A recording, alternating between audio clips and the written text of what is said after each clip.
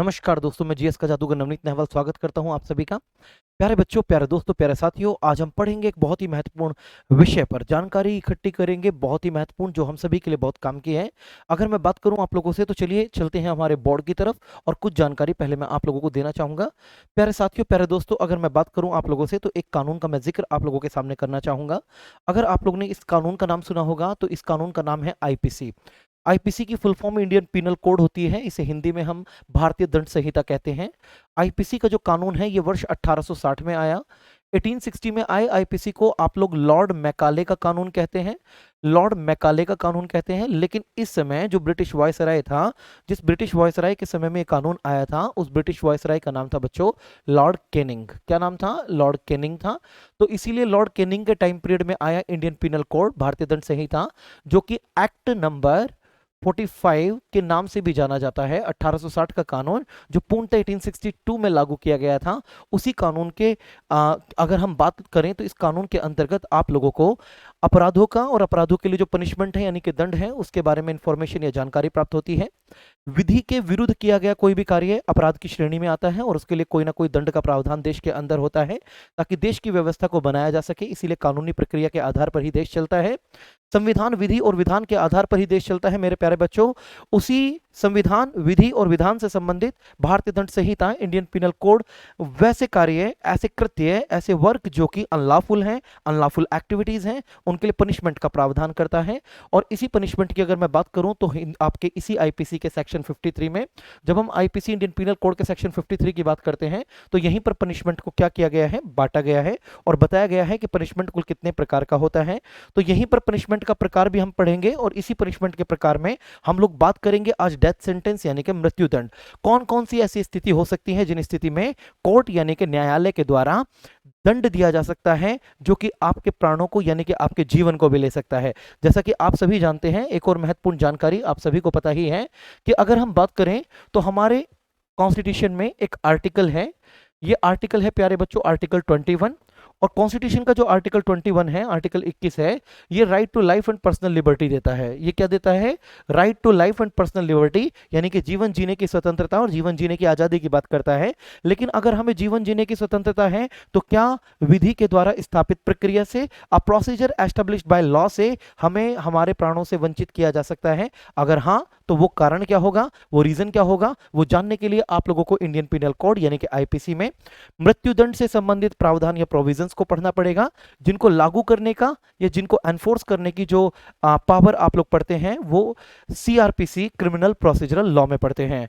IPC आपको अपराधों के लिए दंड का प्रोविजन करता है और उनके लागू होने की प्रक्रिया आप लोगों को जो मिलती है, वो प्रोसीजरल लॉ में मिलती है। प्यारे बच्चों, लॉ को टू पार्ट्स में बांटा गया है, एक सब्सटेंशियल लॉ है और एक प्रोसीजरल लॉ है। तो आईपीसी को हम सब्सटेंशियल लॉ की सीरीज में रखते हैं और सीआरपीसी को प्रोसीजरल लॉ की सीरीज में रखते हैं।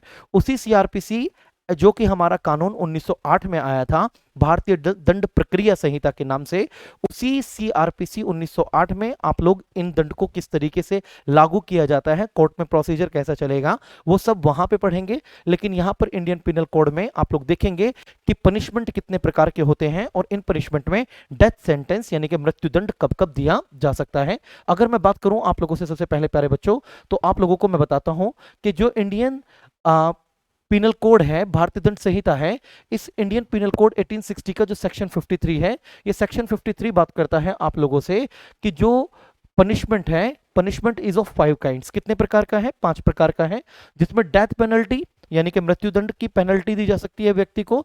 लाइफ इंप्रिजनमेंट, इस लाइफ इंप्रिजनमेंट को आप लोग कहते हैं आजीवन कारावास, आजीवन कारावास या उम्र कैद भी आप लोग इसे कहते हैं। और इंप्रिजनमेंट भी 2 टाइप्स के होते हैं, एक रिगोरियस होता है और एक सिंपल होता है प्यारे बच्चों, यानी कि एक में कठोर और एक में साधारण पनिशमेंट आप लोगों को दिया जाता है। अगर मैं बात करूं, एक और पनिशमेंट का प्रकार है, यह है फॉरफीचर ऑफ प्रॉपर्टी, हिंदी में बोलते हैं संपत्ति का हरण। संपत्ति के हरण का मतलब, जैसा कि आप लोग सीआरपीसी के अंदर पढ़ते हैं, कुर्की किया जाना। आपने देखा होगा कि आपके घर अगल बगल में कभी कभी पुलिस जो है बार बार रेड डालने के लिए आती है, लेकिन व्यक्ति फरार हो जाता है।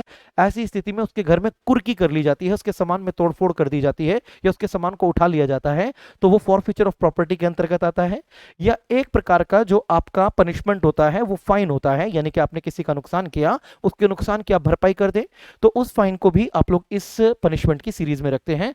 इन पनिशमेंटों में सबसे खतरनाक आखिरकार पनिशमेंट कौन सा है, ये आप लोगों के जीवन में हमेशा जानने की उत्सुकता जरूर रही होगी प्यारे बच्चों। तो बिल्कुल सही आप लोग कह रहे हैं, यह है डेथ पेनल्टी। मैं फिर कह रहा हूं कि अगर मैं बात करूं इंडियन कॉन्स्टिट्यूशन के आर्टिकल 21 की, तो इंडियन कॉन्स्टिट्यूशन का आर्टिकल 21 आपको right to life and personal liberty देता है। लेकिन प्यारे बच्चों, यह आर्टिकल 21 ये भी कहता है कि विधि के द्वारा स्थापित प्रक्रिया के माध्यम से किसी व्यक्ति को उसकी प्राण एवं दैहिक स्वतंत्रता से वंचित किया जा सकता है। यानी कि अगर कोई व्यक्ति विधि के विरुद्ध कोई कार्य करता है, अगेंस्ट लॉ कोई कार्य करता है, और उस अगेंस्ट लॉ किए गए कार्य के लिए प्रोविजन है इंडियन पिनल कोड के अंतर्गत कि डेथ सेंटेंस दिया जाए, मृत्युदंड दिया जाए, तो उसे मृत्युदंड दिया जा सकता है, डेथ पेनल्टी दी जा सकती है।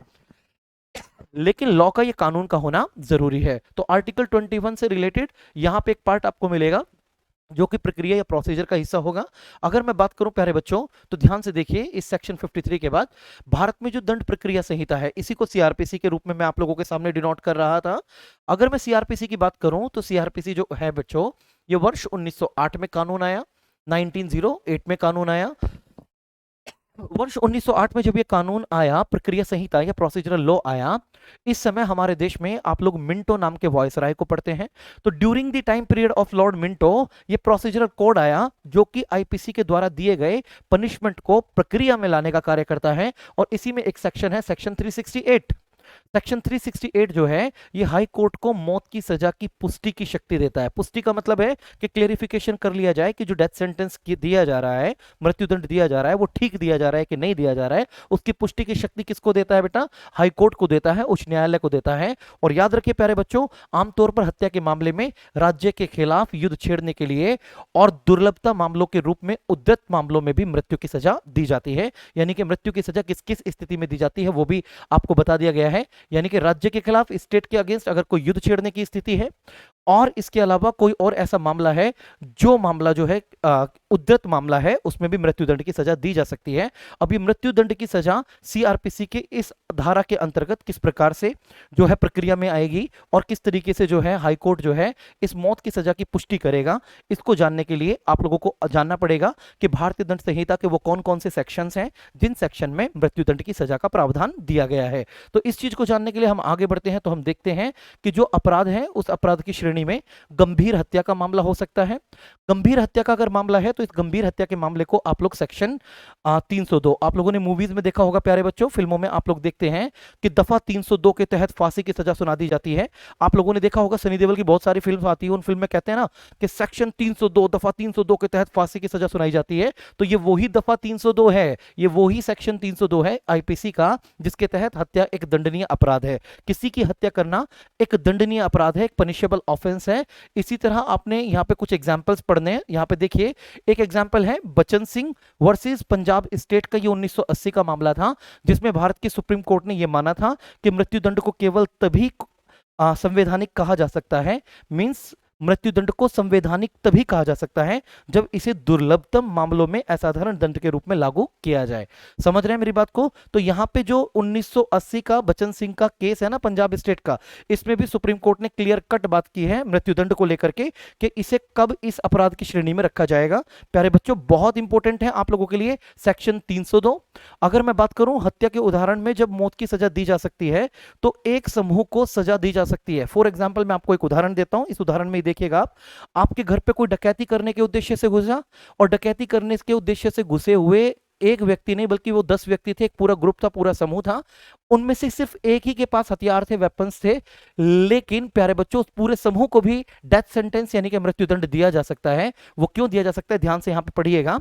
एक समूह को मौत की सजा दी जा सकती है भले ही गिरोह के सदस्य में से एक सशस्त्र डकैती करने की प्रक्रिया में एक हत्या करता है, एक हत्या करता है, लेकिन उस एक हत्या के लिए पूरे समूह को भी मृत्युदंड की सजा सुना दी जा सकती है। मैं इस ग्रुप का एक और उदाहरण आप लोगों को दूंगा, वो बलात्कार के मामले का है। प्यारे बच्चों, आपको पता होगा कि जब दिल्ली में निर्भया हत्याकांड हुआ था, तो निर्भया हत्याकांड और निर्भया बलात्कार केस में एक समूह को ही मृत्युदंड की सजा सुनाई गई थी। वो बात अलग है कि उनमें एक बच्चा जो था वो उम्र में छोटा था और जुवेनाइल की श्रेणी में आता था। उसके बाद जुवेनाइल डेलिक्वेंसी एक्ट आया था और उस एक्ट में प्रोविजन किया गया था कि यौन संबंधी किसी भी आपराधिक मामले में जो सजा की आयु है उसको घटा के 16 वर्ष कर दिया गया था। हालांकि उस बच्चे पे वो लागू नहीं हुई थी, क्योंकि इंडियन कॉन्स्टिट्यूशन का आर्टिकल 20 जो है वो इस चीज के लिए मना करता है। वो कहता है कि जिस समय अपराध किया गया उस समय क्या कानून है उसी के आधार पर पनिशमेंट दिया जाता है। लेकिन फिर भी आप लोगों के लिए बहुत इंपॉर्टेंट एग्जांपल होगा, जब किसी व्यक्ति का फिरौती रैंसम के लिए अपहरण किया जाता है। आपने देखा होगा आए दिन फिरौती के लिए अपहरण किए जाते हैं। तो जब किसी व्यक्ति का ना फिरौती के लिए, फिरौती समझ रहे हैं ना आप लोग, फिरौती के लिए मूवीज में देखते हैं, अपहरण किया और फिरौती मांगी, तो अपहृत व्यक्ति की हत्या कर दी जाती है तो यह मृत्युदंड से दंडनीय है। यह भी आईपीसी का सेक्शन 364 ए है। यहां पे दो चीजों पे आपको ध्यान देना है, मेरी बात को फोकस कीजिए। यदि एक समूह पूरा मौत की सजा सुनाई जा सकती है, वो तब सुनाई जा सकती है कि सशस्त्र डकैती करने की प्रक्रिया में एक हत्या कर देता है, और ये आईपीसी के धारा 396, तो धारा 396 396 जो है बेटा, ये धारा 396 डकैती से संबंधित है जिसमें हत्या कर दी गई है। इंपॉर्टेंट है, मृत्युदंड यहां पर है। तो 396 का संबंध किसके साथ है बच्चों? मृत्युदंड के प्रोविजन के साथ है। और मृत्युदंड का प्रोविजन किसके लिए है? ये एक समूह के लिए भी हो सकता है, ग्रुप के लिए भी हो सकता है। यहां पर जब किसी व्यक्ति के द्वारा फिरौती के लिए अपहरण किया जाता है और जिस व्यक्ति को अपहरित किया गया उसकी हत्या कर दी जाती है, तो यह मृत्युदंड से दंडनीय है, पनिशेबल है।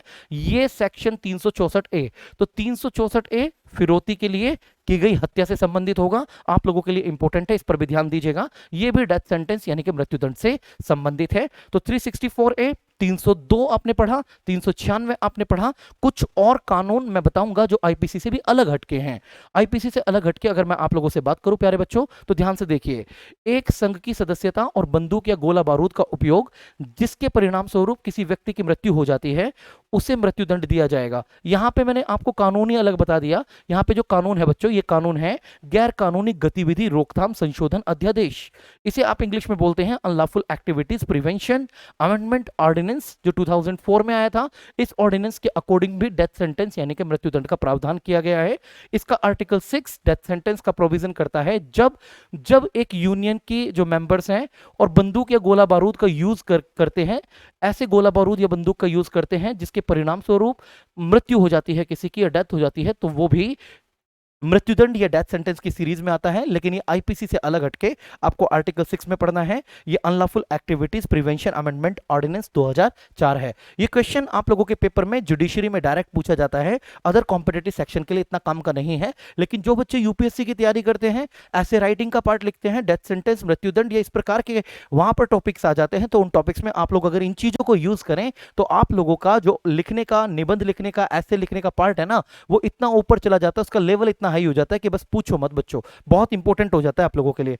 अगर मैं बात करूं अगले पार्ट की, तो किसी भी प्रकार की जो ऑर्गेनाइज क्रिमिनल एक्टिविटी में लिप्त होना जिसके परिणाम स्वरूप किसी व्यक्ति की मृत्यु हो जाए, वो किसी भी प्रकार का हो, किसी भी प्रकार का क्यों ना हो, लेकिन किसी व्यक्ति की अगर मृत्यु कारित हो जाती है तो ये जो है डेथ सेंटेंस यानी कि मृत्युदंड की सीरीज में आ जाता है। किसकी सीरीज में आ जाता है बेटा? मृत्युदंड यानी कि डेथ सेंटेंस की सीरीज में आ जाता है। एक और क्वेश्चन आप लोगों के लिए काम का है। ये क्वेश्चन यहां पे देखिएगा, सती करने में, सती का मतलब समझते हैं? पहले एक प्रथा थी, एक सिस्टम था जिसमें महिलाओं को उनकी इच्छा के विरुद्ध भी सती कर दिया जाता था। महिलाओं की इच्छा होती नहीं थी लेकिन पकड़ते थे, सती कर देते थे। कहते थे कि महिला तो पतिव्रता है, महिला तो जो है अपने पति के साथ ही क्या करेगी, अपने आप को सती कर लेगी। तो इससे समाज में यह होता था कि महिला के स्टेटस को ऊंचा देखा जाता था। अब जाने वाली तो चली गई, वो थोड़ी ना बताएगी कि उसको कितना पेन हो रहा है और उसका स्टेटस ऊंचा हो रहा है कि नीचा हो रहा है। लेकिन सोसाइटी में ऐसी प्रथाएं थी, जिन प्रथाओं को रोक दिया गया, खत्म कर दिया गया। हमारे देश के अंदर नवजागरण का अग्रदूत कहे जाने वाले राजा राममोहन राय के प्रयासों से आपके देश में इस कानून को खत्म कर दिया गया था। तो सती करने में किसी को की सहायता करने का कार्य करना स्वयं मृत्यु दंडनीय कार्य है। सती आयोग रोकथाम अधिनियम का आर्टिकल 4A कहता है बेटा, ध्यान से देखिएगा। जो सती कमीशन प्रिवेंशन एक्ट है उसका आर्टिकल 4A ये कहता है कि सती करने में किसी को या करने में सहायता भी करना, अगर आप सहायता भी करने हैं तो ये भी मृत्यु यानी कि दंडनीय अपराध है, क्योंकि इसमें जिसको सती करने में आप मदद कर रहे हैं, उसको पकड़ करके सती करवा रहे हैं, वो भी आप लोगों के लिए जो है ना डेथ सेंटेंस से रिलेटेड है, आपको मृत्युदंड दिया जा सकता है, क्योंकि उसमें भी किसी की क्या कारित हो रही है बच्चों, मृत्यु कारित हो रही है। तो इस चीज का भी आप लोगों को दिमाग में सेट रखना है। अगर मैं बात करूं आतंकवाद से संबंधित कोई भी अपराध, आतंकवाद से संबंधित कोई भी अपराध है जो कि एक स्पेशल श्रेणी के किसी भी विस्फोटक या एक्सप्लोजिव का यूज जो लोगों के जीवन को खतरे में डाल सकता है। मान लीजिए कि आप एक भयंकर एक्सप्लोजिव लेकर के पब्लिक प्लेस में जा रहे हैं और आपका पर्पस है लोगों में टेरर फैलाना, आतंकवाद फैलाना, या किसी की संपत्ति या प्रॉपर्टी को आप लोग बहुत बड़े लेवल पर डैमेज पहुंचा रहे हैं उस विस्फोटक पदार्थ के माध्यम से। तो याद रखिए एक एक्ट है, एक कानून है जिसका नाम है एक्सप्लोजिव मैटर अमेंडमेंट एक्ट। इसे कहते हैं विस्फोटक पदार्थ संशोधन अधिनियम 2001। इसके सेक्शन 3B के अकॉर्डिंग ये भी मौत से दंडनीय है। मींस उस एक्सप्लोजिव पदार्थ का आप यूज किसी की प्रॉपर्टी को बहुत बड़े लेवल पर नुकसान पहुंचाने के लिए या किसी व्यक्ति की मृत्यु या हत्या कारित करने के लिए करते हैं तो ये भी पनिशेबल होगा। इसके लिए भी डेथ सेंटेंस का प्रोविजन है। ये भी आप लोगों के लिए इंपॉर्टेंट है, इस पे भी ध्यान दीजिएगा। अगर मैं बात करूं प्यारे बच्चों तो देखिए गंभीर बलात्कार, इसी में मैंने आपको निर्भया का एक एग्जाम्पल दिया था। निर्भया के उदाहरण को यहां पे मैंने रखा भी है आप लोगों को बताने के लिए।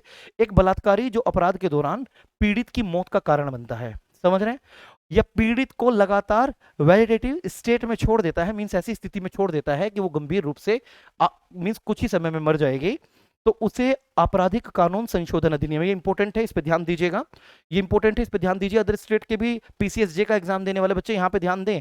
फिर आप लोग कहते हैं कि आप लोगों को पढ़ाया नहीं गया, तो 2013 में एक एक्ट आया था आपराधिक कानून संशोधन अधिनियम। इसके अंतर्गत मौत की सजा दी जा सकती है इन दोनों ही स्थिति में। ऐसी स्थिति जिसमें बलात्कार करने के बाद उसे मरने के लिए छोड़ दिया गया या उसकी मृत्यु कर दी गई, और दूसरा लगातार उसे वेजिटेटिव स्टेट में छोड़ दिया जाता है। 2012 में जो निर्भया सामूहिक बलात्कार हुआ था ना, उसके बाद आपराधिक कानून अमेंडमेंट एक्ट आया 2013, और इसमें सेक्शन 9 के अंतर्गत बार बार सामूहिक बलात्कार को भी मौत की सजा सुनाई गई है। सामूहिक बलात्कार बार बार अगर हो रहा है तो इसके लिए भी डेथ सेंटेंस है। इसका मैंने एग्जाम्पल आप लोगों को पहले ही दे दिया था, तो इस पर भी आप लोग ध्यान देंगे, बहुत इंपॉर्टेंट मुद्दा है। मैं फिर कह रहा हूं कि आजकल मैं आप लोगों के सामने ऐसे भी मुद्दे लेके आ रहा हूं अपनी ऑफलाइन क्लासेस में भी, जो मुद्दे आपको डायरेक्ट पेपर में देखने को मिल रहा है। और प्यारे बच्चों, मैं चैलेंज से कहता हूं आप लोगों से कि ऐसे मुद्दे पढ़ाएंगे हम आप लोगों को, क्योंकि इनके लिए मेहनत करते हैं और ये वो रेयर क्वेश्चंस हैं जो पेपर में निकल के आते हैं आप लोगों के किसी भी कंपटीशन में आजकल आ रहे हैं और दिख भी रहे हैं। लॉ के बच्चों के लिए, जुडिशरी के बच्चों के लिए, क्लैट के बच्चों के लिए तो इंपॉर्टेंट टॉपिक है ही है, लेकिन आप लोगों के लिए भी कहीं ना कहीं इंपॉर्टेंट है। 8 साल की कश्मीरी लड़की थी जिसका नाम था आसिफा। इसको भी ध्यान से पढ़िए केस को, और कान खोल के सुन लीजिए, वो बलात्कारी भी कान खोल के सुन ले कि उनके साथ देश में किस प्रकार के कानून के प्रावधान होकर के उन्हें मृत्युदंड की सजा सुना दी जा सकती है। तो इसको वो भी ध्यान से कान खोल के सुन ले, क्योंकि मजाक बना के रखा हुआ है कुछ लोगों ने देश के अंदर कानून का, कानूनी व्यवस्थाओं का, और समाज के साथ में सिर्फ केवल उन्होंने आपराधिक कृत्य और गतिविधियां करने का ठेका ले रखा है। तो ध्यान से देखें इस कानून को। 8 साल, ये मैं एक केस स्टडी बता रहा हूं आपको। 8 साल की कश्मीरी लड़की थी आसिफा बानो। इसके बलात्कार के कारण ना आपराधिक कानून अध्यादेश 2018 में भी अमेंड हुआ था। तो ये जो बच्ची थी ना आसिफा, इसके केस में भी इसमें अमेंडमेंट हुआ था 2018 में, और अमेंडमेंट के बाद कहा गया था कि 12 साल से कम उम्र की लड़कियों का अगर बलात्कार होता है तो उसके लिए मौत की सजा दी जा सकती है, और जुर्माने के साथ न्यूनतम सजा कम से कम 20 साल होगी। याद रखिए, अगर 12 साल या 12 साल से कम उम्र की बच्ची के साथ बलात्कार किया जाता है तो ऐसी स्थिति में अपराधी को मृत्युदंड की सजा दी जा सकती है। वो बात अलग है कि देश के अंदर ऐसी सजाएं दी बहुत कम जाती है, लेकिन कानून में साफ साफ प्रावधान कर दिया गया था 2018 में। कान खोल के सुन लीजिए और आंख खोल के देख लीजिएगा, ये आसिफा बानो बेगम के केस में हो गया था। आसिफा बानो बेगम जो कि 8 साल की बच्ची थी, इसके केस में कर दिया गया था, और न्यूनतम सजा का प्रावधान भी 20 साल और जुर्माना 20 साल कम से कम सजा। वो बात अलग है कि 3, 4, 5, 6 साल बाद सब अपराधियों को जो है कोर्ट में जमानत के आधार पर रिहा करवा लिया जाता है, लेकिन देश के अंदर कानून है, इसकी धज्जियां ना उड़ाए और इसको पढ़ें ध्यान से। एक बार फिर देखिएगा, 12 साल से कम उम्र की लड़कियों के बलात्कार के लिए मौत की सजा दी जा सकती है। अब इंप्लीमेंट कितनी हो रही है कितनी नहीं हो रही है ये तो आप सभी जानते हैं, आप सभी जानते हैं। इसके लिए अगर मैं बात करूं देशद्रोह, सेडिशन इसे हम बोलते हैं, क्या बोलते हैं, सेडिशन। तो देशद्रोह को लेकर के आईपीसी में एक सेक्शन है 124, 124। यहां पे मैं बात करूं सरकार के खिलाफ युद्ध छेड़ना, सरकार के अगेंस्ट युद्ध छेड़ना। आप लोग इंडियन कॉन्स्टिट्यूशन में भी जाएंगे तो ये इमरजेंसी, ये कहीं ना कहीं आपातकाल की स्थिति से जुड़ जाता है। और ये आपातकाल आप लोगों का कहीं ना कहीं संघीय आपातकाल या यूनियन से रिलेटेड, आपके देश से रिलेटेड एक ऐसे इमरजेंसी की बात करता है जिसे आप आर्टिकल 352 के अंतर्गत पढ़ते हैं, 352 के अंतर्गत पढ़ते हैं। तो सरकार के खिलाफ युद्ध छेड़ना या युद्ध छेड़ने का प्रयास करने और विद्रोह करने में अधिकारियों, सैनिकों या नौसेना, सेना या वायुसेना के सदस्यों की सहायता करने का कार्य मृत्यु दंड से दंडनीय है। और यह आईपीसी का सेक्शन 121 और 136 से भी संबंधित है। याद रखिए, जब सेडिशन की बात करेंगे कहीं ना कहीं सेक्शन 124 भी इससे रिलेट होगा, लेकिन यहां पे आप लोगों को दो सेक्शंस पढ़ने हैं बच्चों। एक सेक्शन तो होगा सेक्शन 121, एक सेक्शन होगा 136। तो 121, 136 आप लोगों ने पढ़ा, 364A आपने पढ़ा, 396, 302, ये सभी के सभी डेथ सेंटेंस से रिलेटेड हैं आईपीसी के अंतर्गत। और आईपीसी के अलावा कितने ही और अन्य आर्टिकल को अलग अलग कानूनों में आप लोगों ने पढ़ा जहां डेथ सेंटेंस या मृत्युदंड के लिए प्रोविजन किया गया है। मेरे प्यारे बच्चों, एक और लास्ट पार्ट में आप लोगों को बताना चाहूंगा, ध्यान से देखिएगा। अपहरण, अपहरण समझ रहे हैं आप लोग, किडनैपिंग जिसे हम कहते हैं, किसी व्यक्ति को इलीगली हिरासत में रखना, इसे आप लोग कहते हैं डिटेंशन। मींस इलीगली, गैर कानूनी रूप से अगर किसी को डिटेन आप करते हैं, उसका अपहरण करना ऐसा काम है जिसमें मौत की सजा दी जा सकती है, भले ही अपहरणकर्ता केवल पीड़ित को नुकसान पहुंचाने की धमकी देता हो या वास्तव में ऐसा करता हो। नुकसान पहुंचाया या नहीं पहुंचाया, धमकी दी या जान से मारा, उसके लिए भी मृत्युदंड का प्रोविजन है। और ये आईपीसी का सेक्शन 364A मैंने अभी थोड़ी देर पहले आपको बता दिया था और समझा दिया था। याद रखिए, क्या, कब और ये अपहरण मृत्यु योग्य है, इस पर बचन सिंह बनाम पंजाब स्टेट का 1980 में ना एक और डिसीजन आया था और इसमें भी विचार किया गया था सुप्रीम कोर्ट के द्वारा। ये भी आप लोगों के लिए इंपॉर्टेंट है। तो प्यारे बच्चों, आज की वीडियो आप लोगों को कैसी लगी ये जरूर बताइएगा। आपको मैंने बताया कि डेथ सेंटेंस यानी कि मृत्युदंड किन किन प्रोविजंस में दिया जा सकता है और भारत में कानून में कहां कहां मृत्युदंड का प्रावधान है। इंडियन कानून में, इंडियन लॉ में किस किस प्रकार की चीजें आप लोगों के लिए आने वाले समय में काम की हो सकती हैं, ऐसी ही महत्वपूर्ण जानकारी, महत्वपूर्ण फैक्ट आप लोगों को समय समय पर मैं देता रहूंगा। और हमेशा आप लोग मेरे साथ जुड़े रहें, इसी प्रकार से प्यार देते रहे, स्नेह देते रहे। चैनल को लाइक करें, सब्सक्राइब करें, वीडियो को अधिक से अधिक शेयर करें। और जिस भी टॉपिक पर history, geography, polity, economics, ecology, environment, biodiversity, physics, chemistry, biology, science and technology, current affairs, social, economic, political issues, sports activities, awards, rewards या national summits, international summits, international economic organisation, international other organisations, indexes, reports, budget etcetera, या technical, non technical, या फिर आपका किसी भी law से related किसी भी विषय पर आप लोग वीडियो चाहते हैं, आप लोग कमेंट बॉक्स में डाल दें। जिस भी विषय पर आपको टॉपिक चाहिए उस विषय पर आपको टॉपिक मिल जाए, वीडियो मिल जाएगी। और उस वीडियो को अधिक से अधिक शेयर कीजिए और जल्दी से जुड़ जाइए हमारे साथ। जय हिंद, जय भारत, मिलते रहेंगे, नमस्कार।